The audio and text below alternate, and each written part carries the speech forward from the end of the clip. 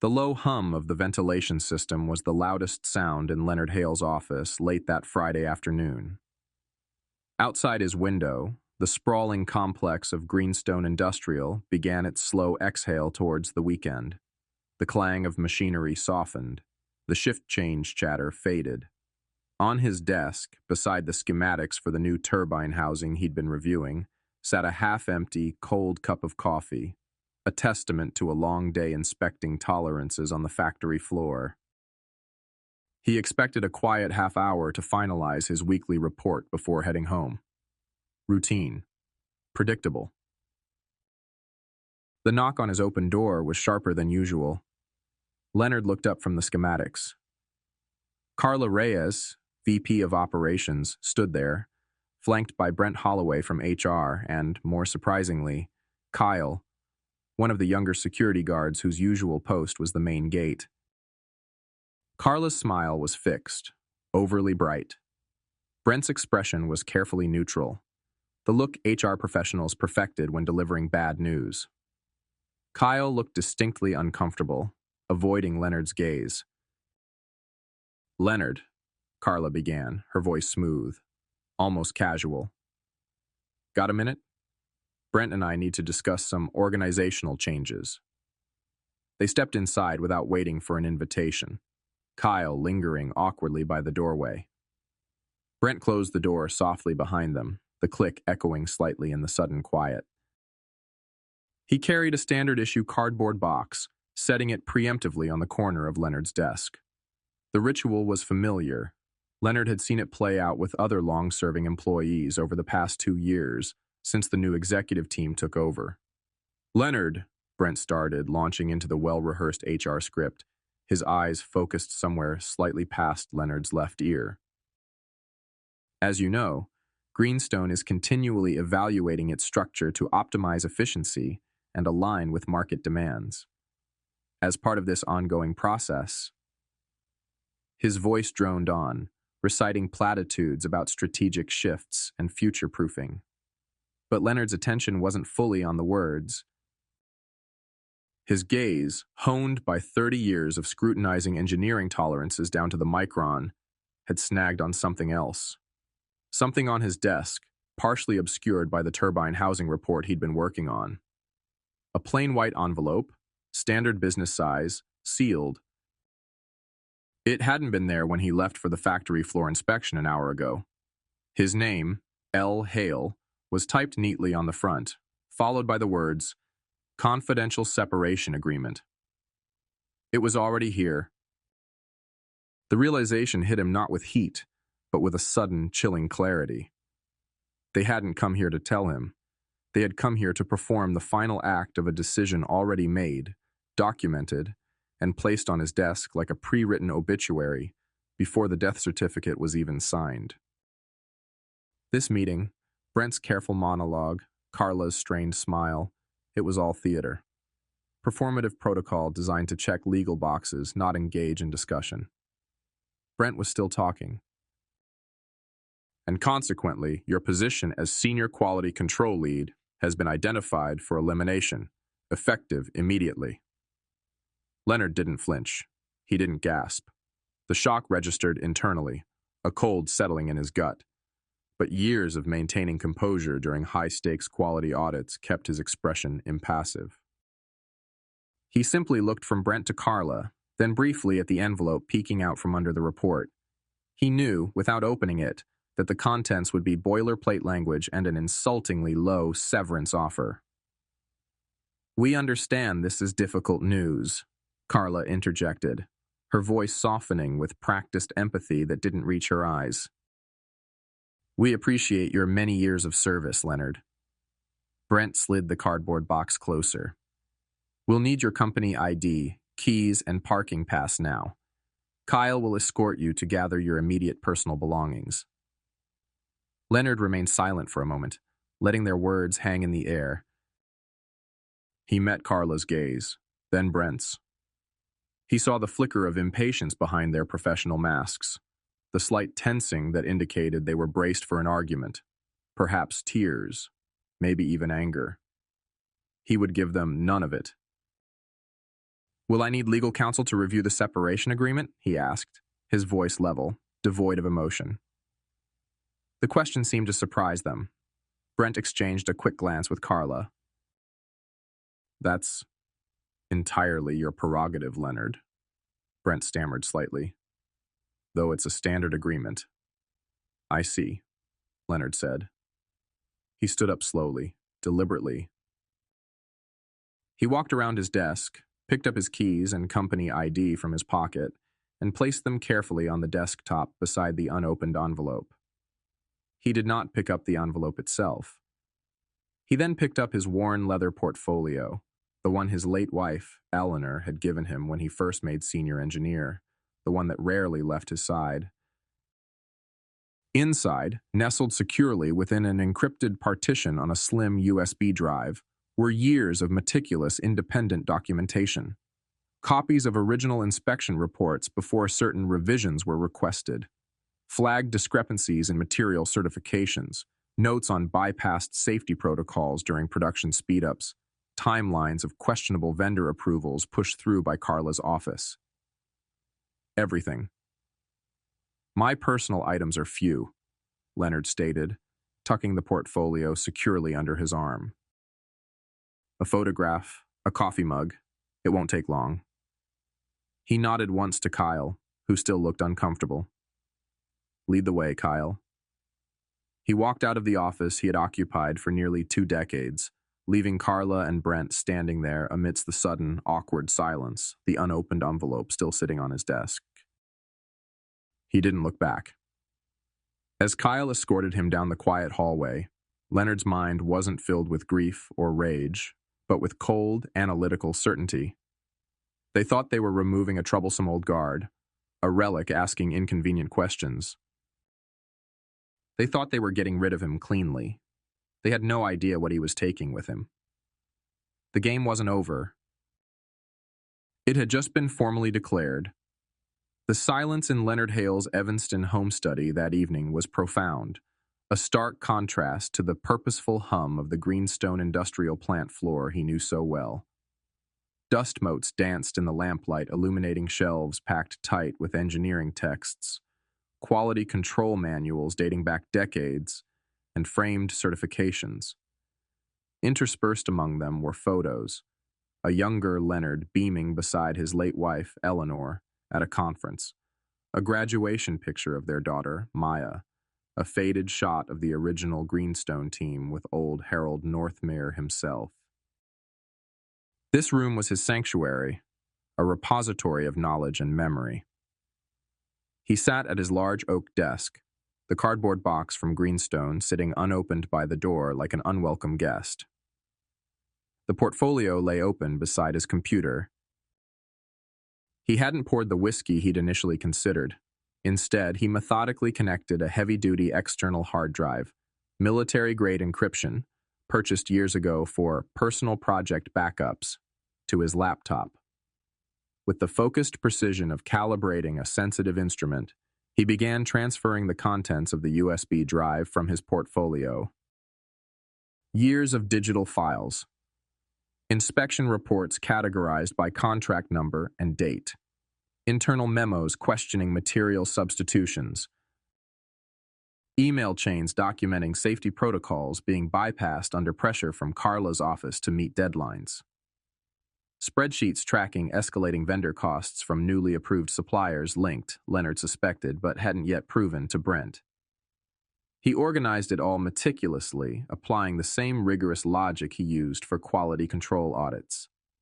Establish a baseline, Harold Northmere's era, identify deviations, post-acquisition changes, quantify discrepancies, financial impact, safety risks, trace root causes, directives from Carla Brent, document everything with timestamps and evidence.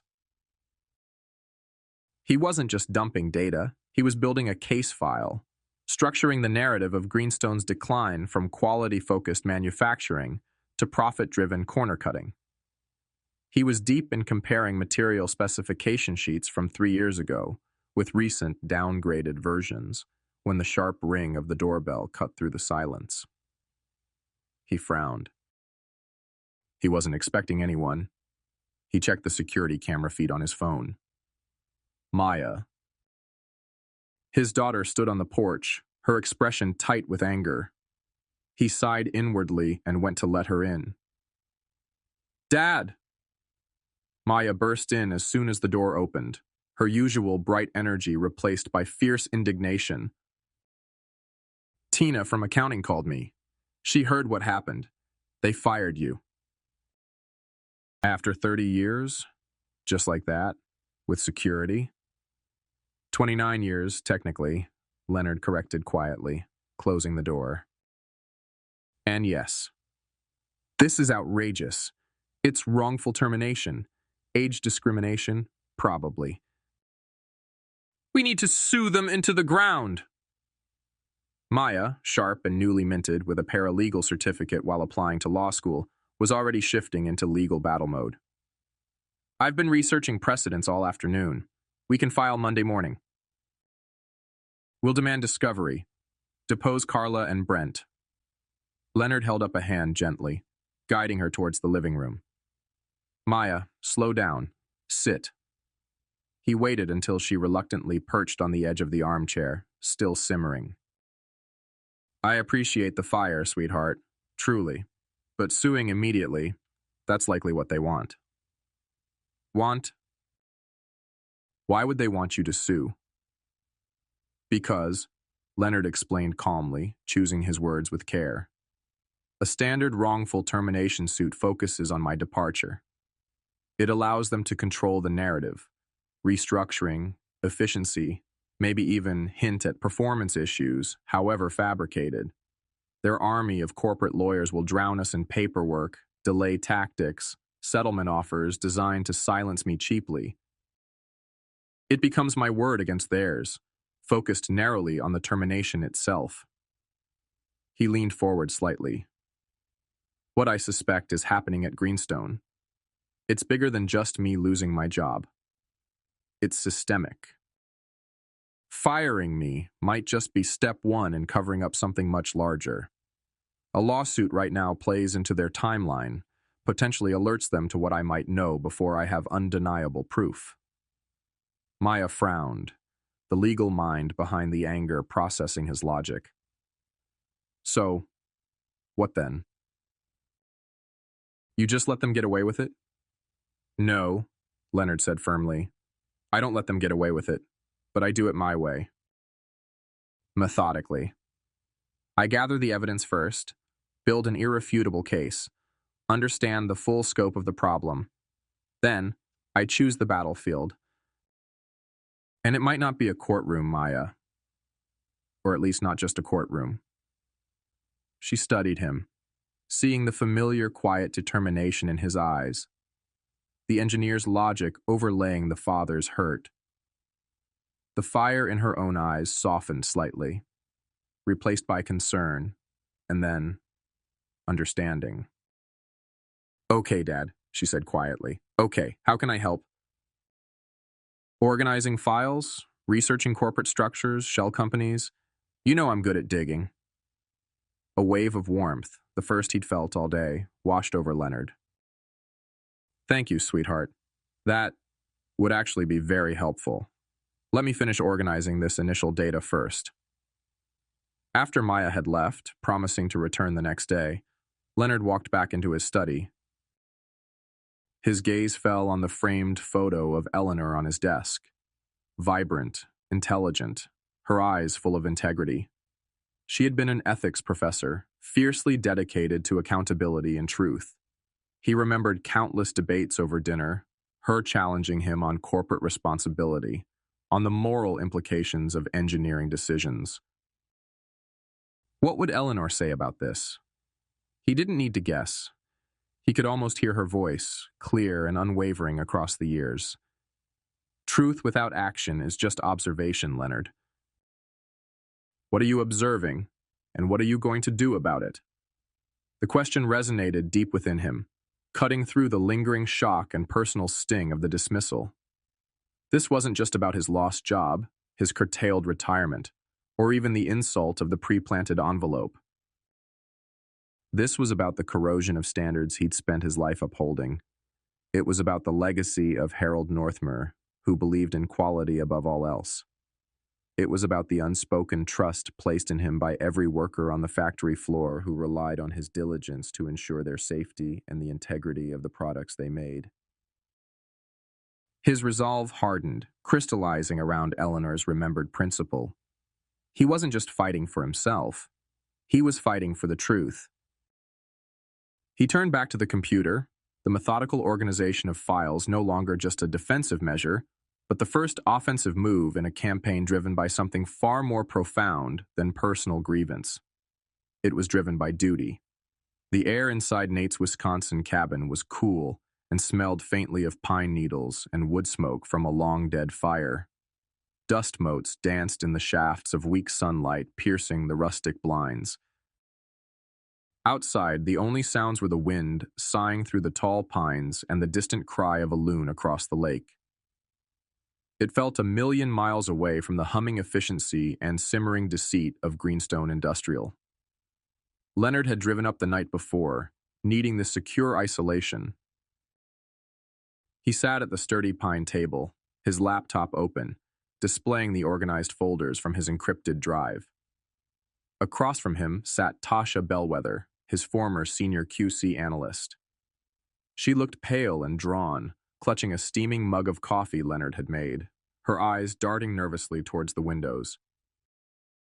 She'd driven 2 hours from her home, taking winding back roads, texting him coded updates along the way. "They're definitely watching emails, Leonard," she said, her voice low, confirming his precautions. "ID implemented new monitoring software right after you left. Claimed it was for cybersecurity enhancements. Felt more like damage control." Beside Leonard's laptop, another screen glowed, a secure, encrypted video call connected to Marcus Thorne, the former engineering manager who'd been pushed out 6 months prior. Marcus appeared weary but resolute, joining from what looked like a nondescript home office hundreds of miles away. They were a scattered trio of Greenstone veterans, bound by shared suspicion and a sense of violated professional integrity. "Okay," Leonard began, keeping his voice calm and steady. "Let's start with what you found, Tasha, before you lost access." Tasha took a deep breath and slid a small, unmarked USB drive across the table. "I pulled everything I could discreetly in my last week. Internal budget transfers, vendor payment authorizations, some email chains between Carla, Brent, and the new CFO. Her hands trembled slightly as she continued. "There are payments, large ones, coded as consulting fees or supply chain optimization, going to LLCs I couldn't find any legitimate registration for. Apex Solutions, Keystone Holdings. But I did find corporate registry links showing Brent's brother-in-law as a principal for Apex, and Carla's husband's defunct realty company address listed for Keystone." Leonard nodded grimly, inserting Tasha's drive into his laptop. Financial fraud. Shell corporations linked directly to the executives who fired him. It confirmed his baseline suspicions. He began cross-referencing the payment dates and amounts with project codes in his own archived reports, looking for correlations. "We saw similar things in engineering," Marcus added via the video call, his voice tinny but clear. "Projects suddenly getting massive budget top-ups for expedited materials from those same new vendors, even when our existing suppliers had stock. When my team flagged it, we were told it was an executive-level strategic partnership decision." Leonard continued digging, comparing Tasha's financial data with his quality control archives. Then he stopped, his eyes fixed on one specific file reference in Tasha's data dump. QC77B Final Certification Filing. Date, 6 months ago. He felt a prickle of unease. He opened the corresponding file from his encrypted portfolio, his original detailed inspection report for the armor plating contract QC77B. He remembered it vividly. High-strength alloy plating for new personnel carriers. Critical contract. He had personally overseen the metallurgical stress tests. The results were borderline initially. Then a second batch showed microfractures under simulated ballistic impact. He had unequivocally marked the batch as rejected, material failure under load, detailing the specific non-compliance in his report, and signed it. Now, he opened the version Tasha had downloaded from the official Greenstone filing system just before she left. It was labeled QC77B Final. He scrolled to the conclusion. The detailed failure analysis was gone, replaced with generic language about meeting specifications. And at the bottom, under the status approved line, was his signature, or rather, a painstaking digital forgery of it. Leonard stared, his blood turning to ice. The slant was almost right, the pressure points almost correct, but the slight upward flick on the final E in Hale was missing. The loop of the L was subtly thicker than his own. To anyone else, it would pass. To him, it was as blatant as a neon sign. They hadn't just buried his rejection, they had falsified his approval on a critical military component. Marcus, Leonard said, his voice tight, interrupting whatever Marcus was saying about vendor kickbacks. QC77B. The armor plating batch 6 months ago. I rejected it. Material failure. Marcus frowned on screen. Yeah, I remember. Caused a hell of a storm. Carla called a closed-door meeting with you, Brent, and the client liaison right after. What happened in there? She pressured me to reconsider, cited urgent delivery schedules, and client relationship sensitivity, Leonard recounted, the memory now chillingly clear. I refused.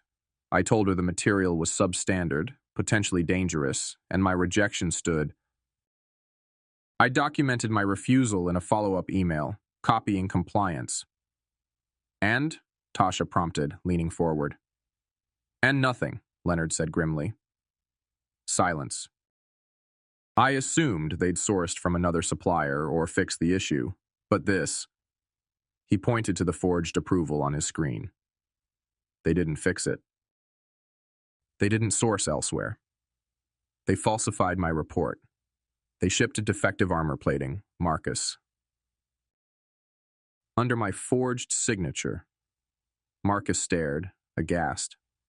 Defective? Carla overrode your rejection citing executive priority and assured us the client accepted a waiver for minor spec deviations. She never said she falsified your approval. Jesus, Leonard. Those plates went onto vehicles already deployed. The weight of it settled heavily in the quiet cabin. This wasn't about stolen money or cushy executive deals anymore. This was about potentially faulty armor protecting soldiers in the field. This was about lives deliberately endangered for profit or expediency.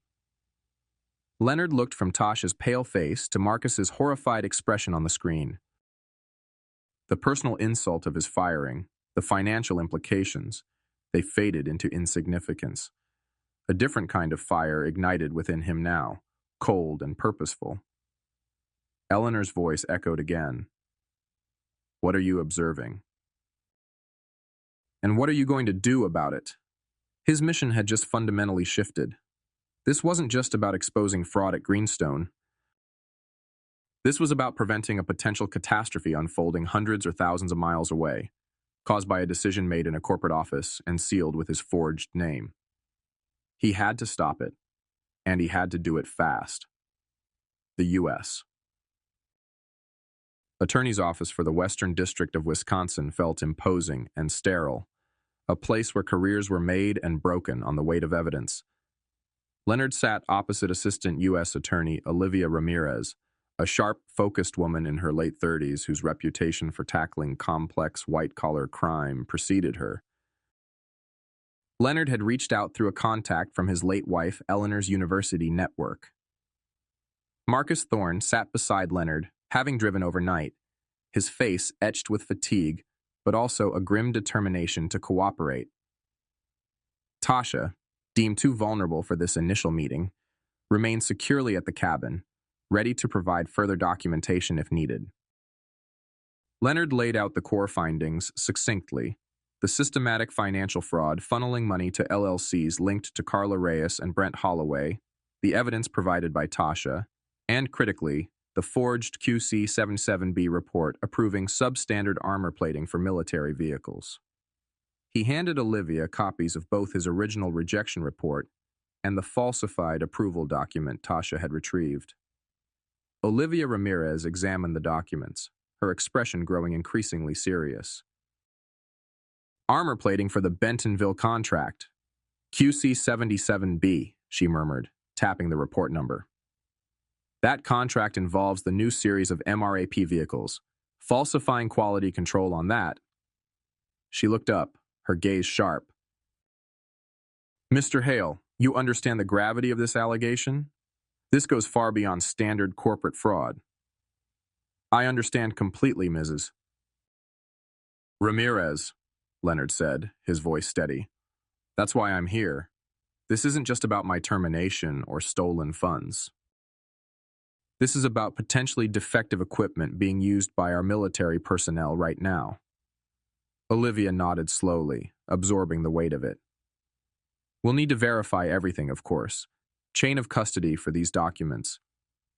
"There's more," Marcus interjected, leaning forward. "The technician who ran the original stress tests for that batch, the one who initially flagged the material inconsistencies, even before Leonard's final rejection. His name was Darren Hayes."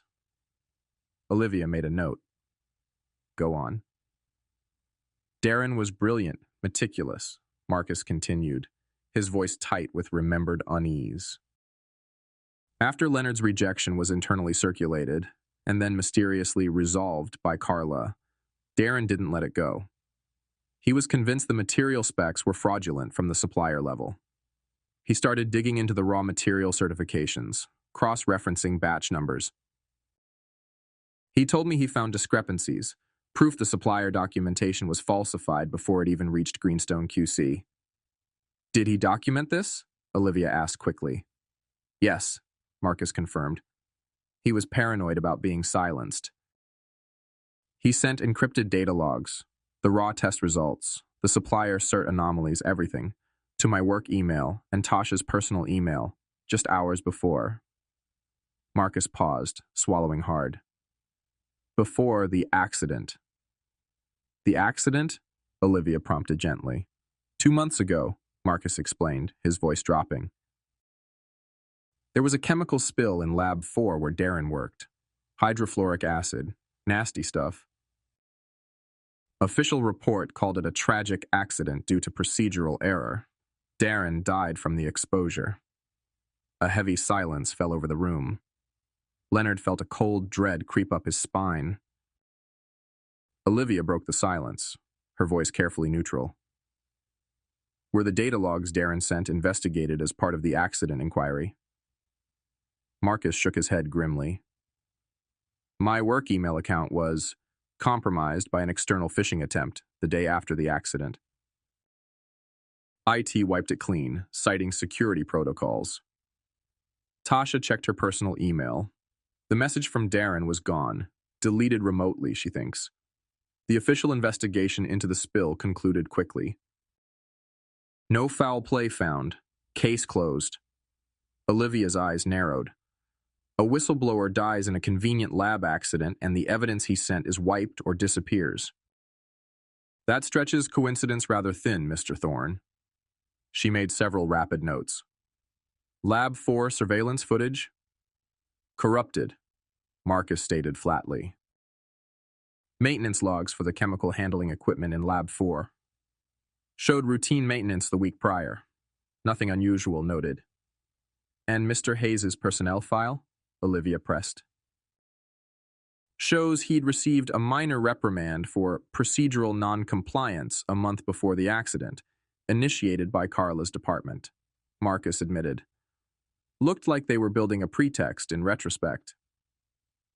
Leonard listened, the pieces falling into place with sickening certainty. This wasn't just negligence covered by forgery. This wasn't just financial fraud.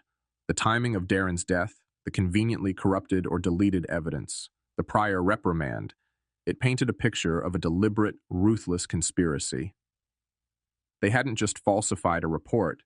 They had potentially silenced the one person who could definitively prove the materials were fraudulent from the source, possibly through murder disguised as an accident. "Ms. Ramirez," Leonard said, his voice thick with the realization. "This isn't just fraud anymore, is it? This is obstruction of justice, potential manslaughter, or worse."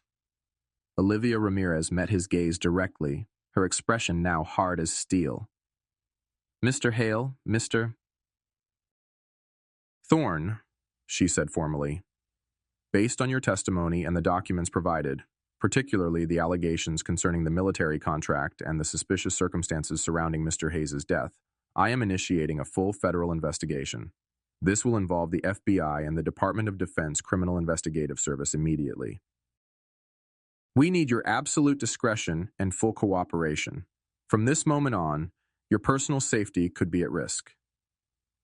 The air in the room felt charged, dangerous. Leonard had come seeking justice for a falsified report and financial deceit. He had stumbled into something far darker, a conspiracy potentially built on a foundation of lethal silence. The mission wasn't just about prevention anymore. It was about uncovering the full, deadly truth behind Greenstone's gleaming facade. The private boardroom on the 25th floor of the Lakeside Tower Hotel offered panoramic views of Lake Michigan, but the atmosphere inside was anything but serene. Leonard Hale sat at the head of the polished mahogany table, his encrypted portfolio resting beside him. He had orchestrated this meeting meticulously, using his remaining internal contacts, carefully vetted by Olivia Ramirez's team, to sow rumors of a potential hostile takeover bid targeting Greenstone, focusing on undervalued intellectual property, specifically patents related to his own earlier work on advanced materials. He'd then reached out directly to Carla Reyes and Brent Holloway, proposing an urgent, off-site, confidential strategy session with key board members, stock shareholders, known for their loyalty to Greenstone's original values, and likely unaware of the depth of the current regime's corruption. The pretext: developing a defensive strategy to protect Greenstone's IP assets. The neutral, prestigious location lent an air of legitimacy and urgency. Carla and Brent, likely seeing an opportunity to further consolidate their control, or perhaps genuinely concerned about an external threat, had agreed. Carla, Brent, and 3 nervous-looking board members filed in. Carla attempted a semblance of collegial warmth towards Leonard, which he met with polite neutrality. Brent looked wary, perhaps sensing something amiss but unable to pinpoint it. Unknown to them, the room was discreetly equipped with federal recording devices. In adjacent suites, AUSA Olivia Ramirez, Marcus Thorne, as a potential witness, DoD CIS agents, and an FBI tactical team waited for the signal. 2 agents, posing as Leonard's legal advisors, specializing in IP law, sat flanking him at the table, their briefcases containing more than just legal pads. Leonard began the meeting by outlining the fictitious IP threat, presenting complex, but ultimately irrelevant, charts and projections. He let the discussion about defensive patents and licensing strategies go on for about 20 minutes, allowing Carla and Brent to position themselves as proactive leaders protecting the company. Then, he shifted gears smoothly.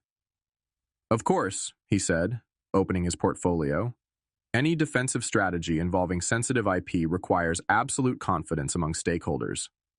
Which brings us to the standard matter of ensuring internal alignment and confidentiality." He pulled out several copies of a thick non-disclosure agreement he'd drafted with Chloe Preston's help, deliberately complex and filled with legalese. Just a formality, naturally, reaffirming our commitment before discussing proprietary details. He slid the NDAs across the table. Carla and Brent picked them up, scanning them with impatience, clearly wanting to get back to the real discussion. The board members looked slightly confused but prepared to sign. As Carla reached for a pen, Leonard interjected calmly, his voice carrying clearly in the suddenly quiet room. He looked directly at Carla, then Brent. This language seems comprehensive. Covers all proprietary information, trade secrets, ongoing projects. He paused, letting the tension build. But just to ensure full transparency and cover all potential liabilities for the board members present, I assume this agreement, by implication, also covers any necessary silence or non-disclosure related to, say, material certification failures. Specifically, those concerning the Series 5 armor plating batch delivered under the Bentonville military contract. The batch originally flagged in my QC report, QC-77B. The effect was immediate. One board member gasped audibly. Another's eyes widened in alarm.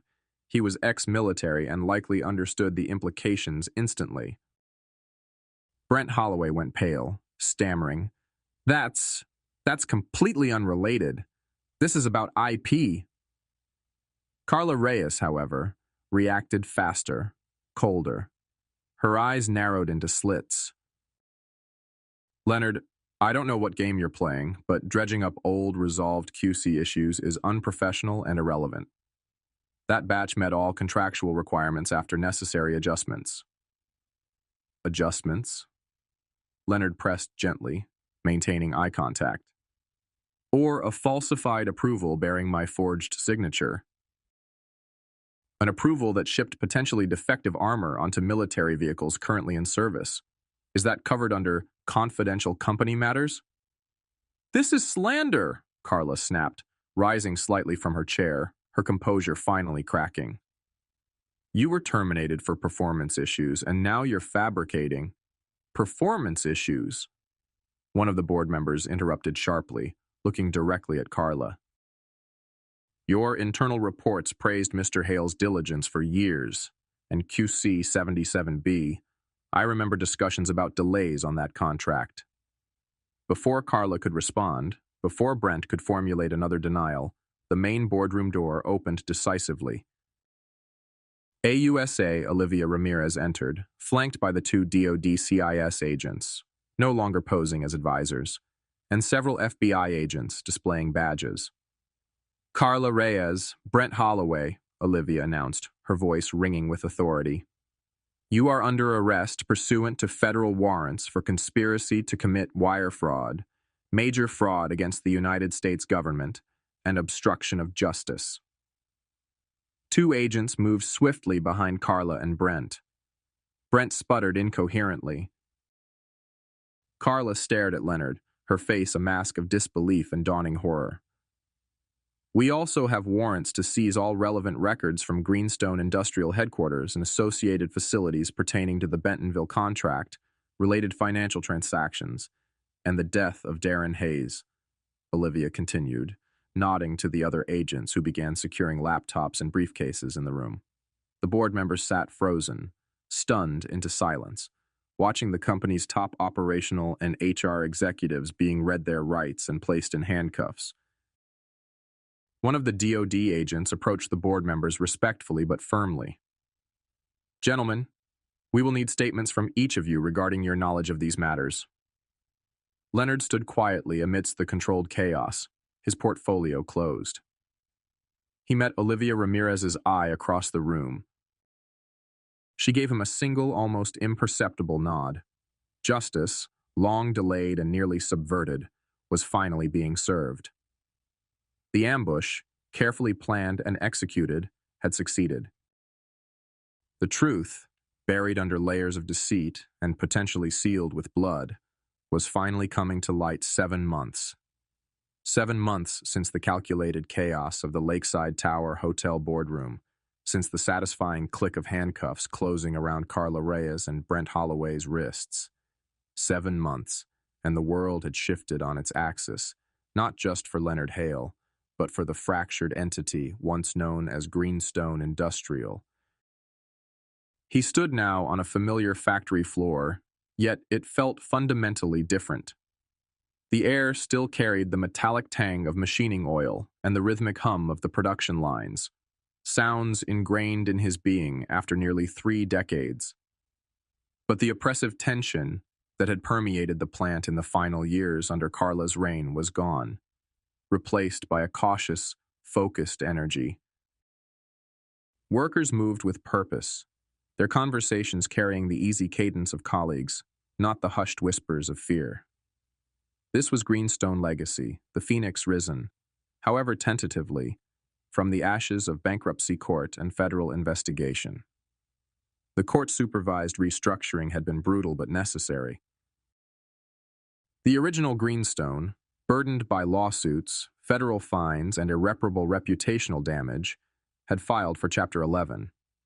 But amidst the wreckage, the ethical board members Leonard had strategically included in his stakeholders trap, alongside a court-appointed interim CEO known for corporate turnarounds, had fought for a different outcome. They argued successfully that the core manufacturing division, the heart of Harold Northmere's original vision, was fundamentally sound, merely corrupted by executive malfeasance. Aided by state economic development funds and significant concessions from the workers' union, who saw this as the only path to saving their jobs and pensions, albeit diminished, a new entity was formed. Greenstone Legacy purchased the essential manufacturing assets, committed to rigorous oversight, and rehired much of the original workforce, including Tasha Bellwether, now reinstated and promoted to quality control manager, her integrity finally recognized. Leonard walked the line, nodding to operators he'd known for years, occasionally pausing to examine a newly calibrated sensor array or discuss a process flow adjustment with a young engineer. He wasn't an employee. He'd politely declined any formal position, despite offers from the new board. Instead, he served as a part-time pro bono consultant, a graybeard advisor, spending 2 days a week helping the interim CEO and Tasha implement the very systems he knew were needed. Transparent QC protocols with multiple sign-offs, anonymous whistleblower channels monitored by an independent third party, stringent vendor verification processes, and mandatory ethics training at all levels. It was his way of honoring Harold's legacy and ensuring the environment that allowed Carla and Brent's corruption to fester could never take root again. "Everything looking up to spec, Mr. Hale?" Tasha asked, joining him near the newly installed automated inspection station for the turbine housings, a significant investment by the new management. Her face had lost the drawn, nervous look he remembered from their clandestine meeting at the cabin. Color had returned to her cheeks. She moved with the quiet confidence of someone finally empowered to do her job correctly. "Looking much better, Tasha." Leonard smiled genuinely. "The multi-point laser calibration seems to be holding tolerance beautifully. Far cry from the visual inspection should suffice directive we got last year on that batch, eh?" Tasha shuddered slightly at the memory. "Don't remind me. Took us weeks to re-inspect and scrap half that inventory after everything came out. But the new system? Flawless so far. Marcus," she nodded towards a tablet displaying remote diagnostic data, "helped us integrate the real-time monitoring feed last week. Still feels strange working with him again, even remotely, after what happened." Marcus Thorne, having cooperated fully with the federal investigation and provided crucial testimony against Carla and Brent, detailing how his own concerns were systematically ignored or overruled, had avoided prosecution but lost his position during the bankruptcy. He was now doing remote engineering consulting, slowly rebuilding his career, offering technical support to Greenstone Legacy as a gesture of goodwill, perhaps atonement. "People deserve second chances, Tasha," Leonard said quietly. "If they earn them." Marcus helped expose the truth when it mattered.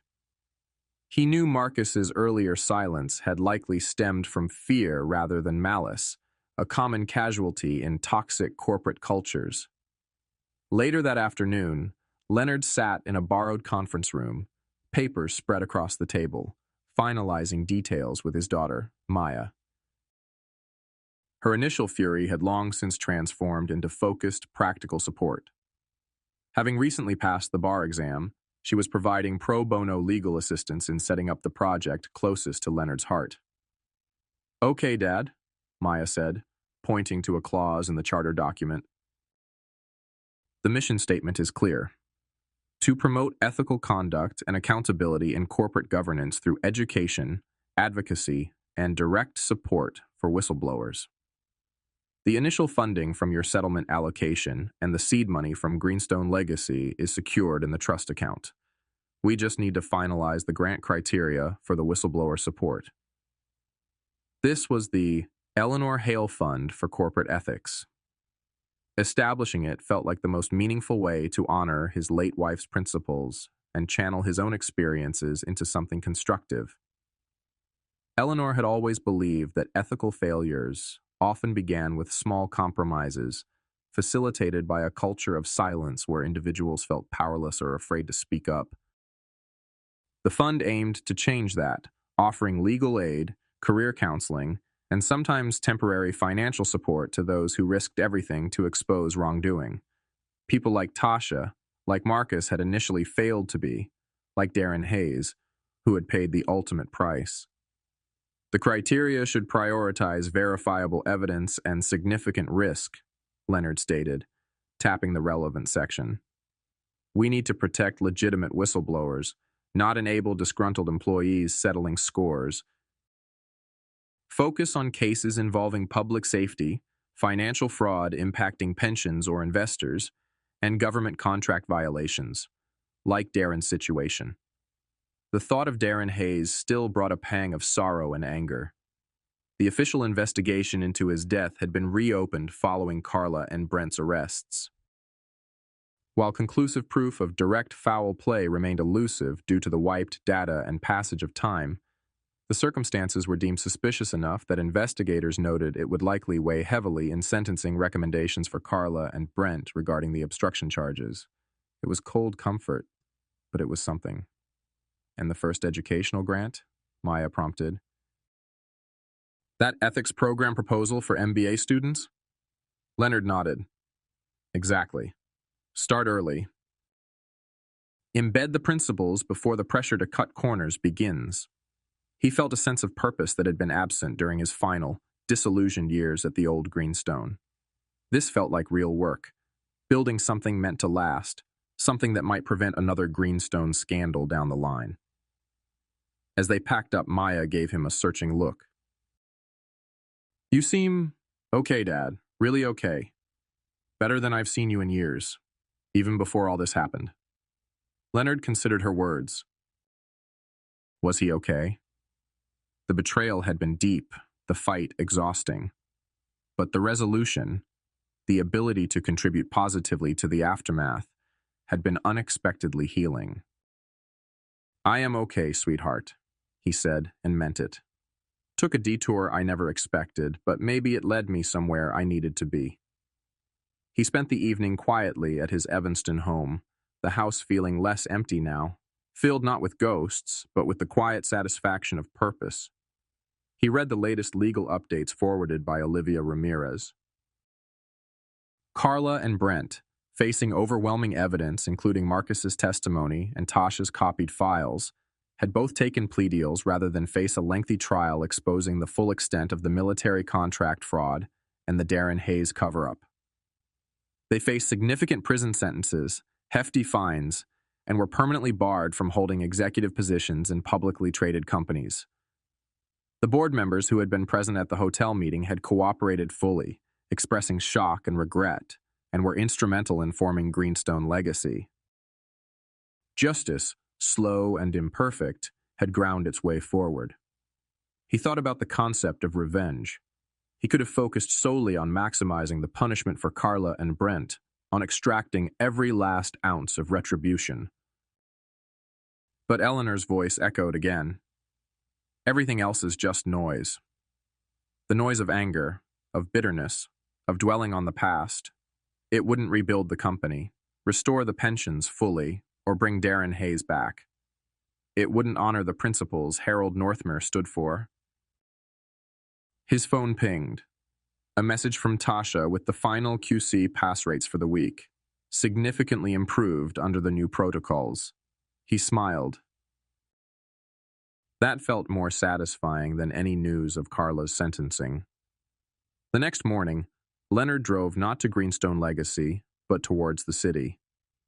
He had a meeting scheduled, the first official grant review meeting for the Leonard Hale Fund. He parked near a small downtown cafe and paused before going in, looking at his reflection in the window.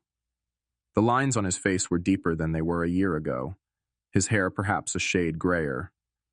But his eyes were clear, his posture upright.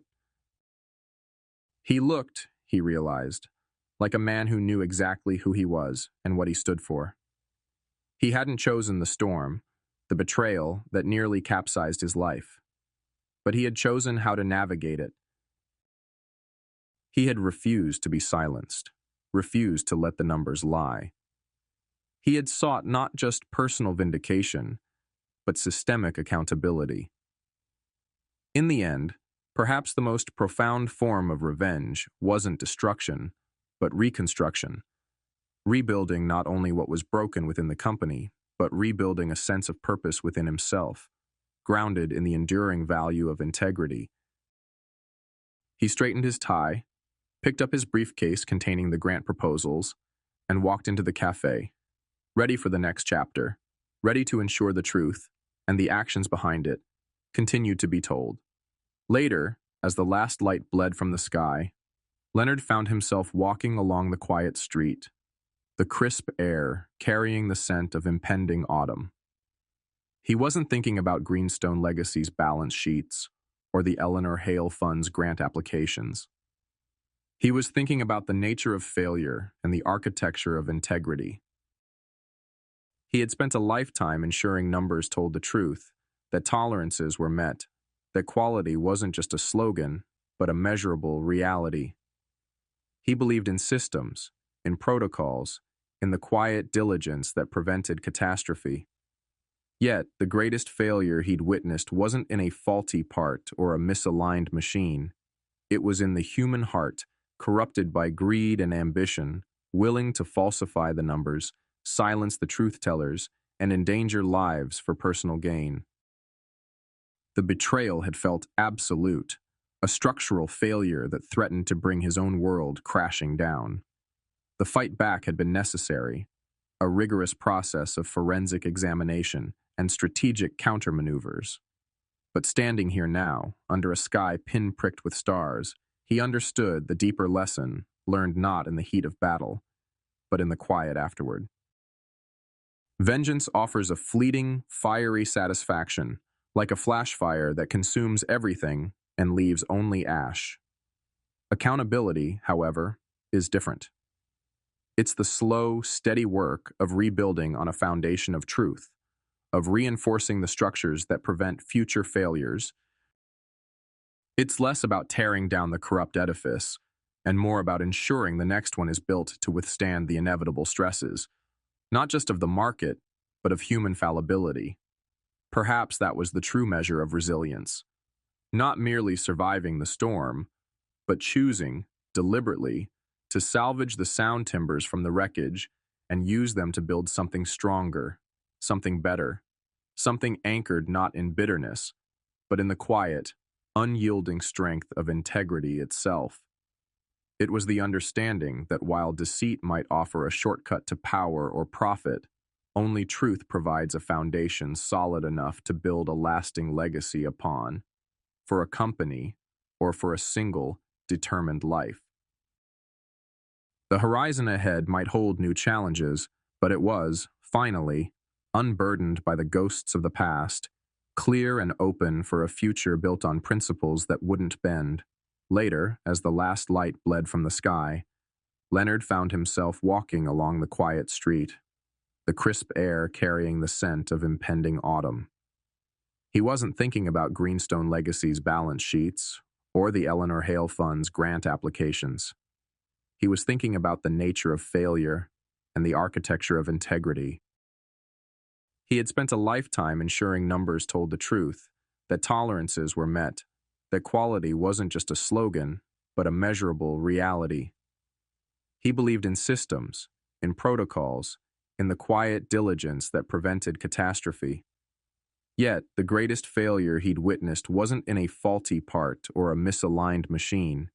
It was in the human heart, corrupted by greed and ambition, willing to falsify the numbers, silence the truth-tellers, and endanger lives for personal gain. The betrayal had felt absolute, a structural failure that threatened to bring his own world crashing down. The fight back had been necessary, a rigorous process of forensic examination and strategic countermaneuvers. But standing here now, under a sky pin-pricked with stars, he understood the deeper lesson, learned not in the heat of battle, but in the quiet afterward. Vengeance offers a fleeting, fiery satisfaction, like a flash fire that consumes everything and leaves only ash. Accountability, however, is different. It's the slow, steady work of rebuilding on a foundation of truth, of reinforcing the structures that prevent future failures. It's less about tearing down the corrupt edifice, and more about ensuring the next one is built to withstand the inevitable stresses, not just of the market, but of human fallibility. Perhaps that was the true measure of resilience. Not merely surviving the storm, but choosing, deliberately, to salvage the sound timbers from the wreckage and use them to build something stronger, something better, something anchored not in bitterness, but in the quiet, unyielding strength of integrity itself. It was the understanding that while deceit might offer a shortcut to power or profit, only truth provides a foundation solid enough to build a lasting legacy upon, for a company or for a single, determined life. The horizon ahead might hold new challenges, but it was finally unburdened by the ghosts of the past, clear and open for a future built on principles that wouldn't bend.